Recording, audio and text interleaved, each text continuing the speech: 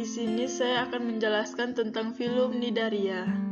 Filum ini disebut Cnidaria karena memiliki cnidosit atau sel-sel penyengat yang terdapat pada epidermisnya.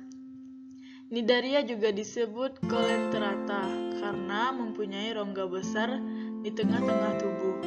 Coelenterata berasal dari kata koilos atau berongga dan enteron atau usus. Jadi, semua hewan yang termasuk filum ini mempunyai rongga usus gastrovaskuler yang berfungsi untuk pencernaan. Cnidaria memiliki tubuh bersel banyak, simetri radial atau biradial, tidak mempunyai kepala atau ruas-ruas tubuh. Dalam pergiliran keturunan, Cnidaria mempunyai dua tipe hidup atau bentuk tubuh, karena bentuk tubuh tersebut adalah bentuk polip dan bentuk medusa. Cnidaria disebut sebagai fase polip ketika hidup melekat pada suatu substrat dan tidak dapat berpindah tempat atau sesi. Bentuk tubuh dasar. Cnidaria dewasa memiliki dua bentuk tubuh dasar, medusa yang dapat berenang bebas atau motil, dan polip yang menempel pada substrat atau sesil. Kedua bentuk tersebut memiliki simetri radial. Hewan ini tidak punya kepala dan mulut, serta anusnya terletak di lubang yang sama.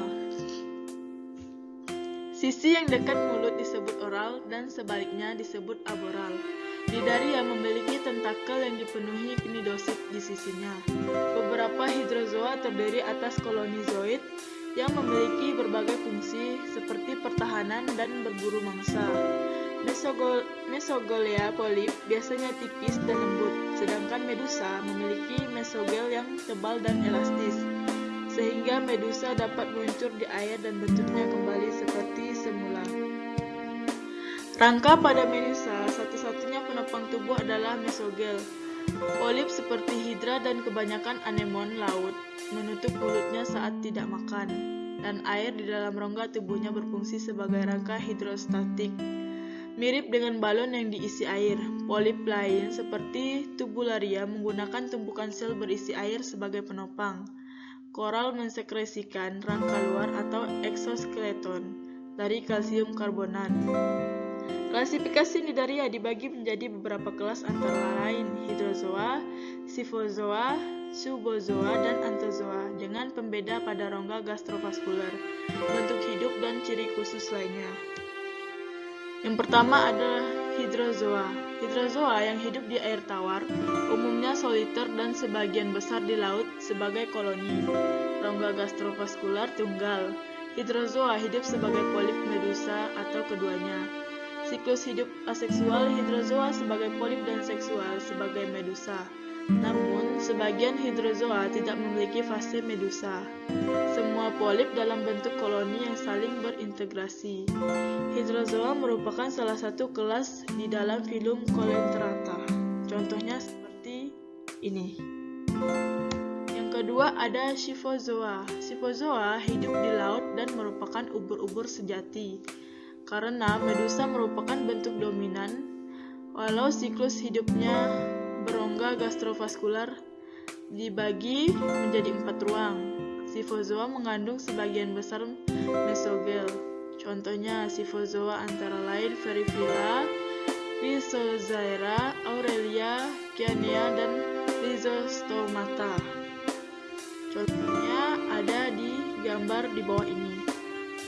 Yang ketiga, Subozoa mengalami metamorfosis lengkap dari polip hingga medusa, payung atau tubuh berbentuk kotak dan memiliki lensa mata yang kompleks.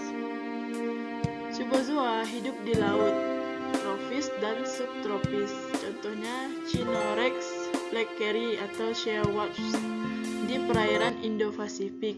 Umumnya hidup soliter.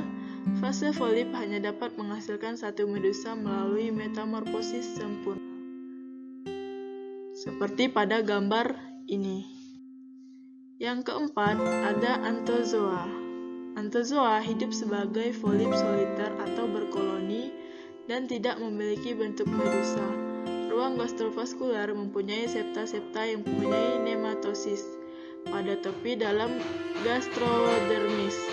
Mempunyai organisasi yang baik, serabut otot dan epidermis.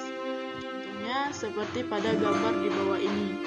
Sekian hasil presentasi dari saya ucapkan terima kasih. Mohon maaf jika ada salah kata dari saya. Terima kasih.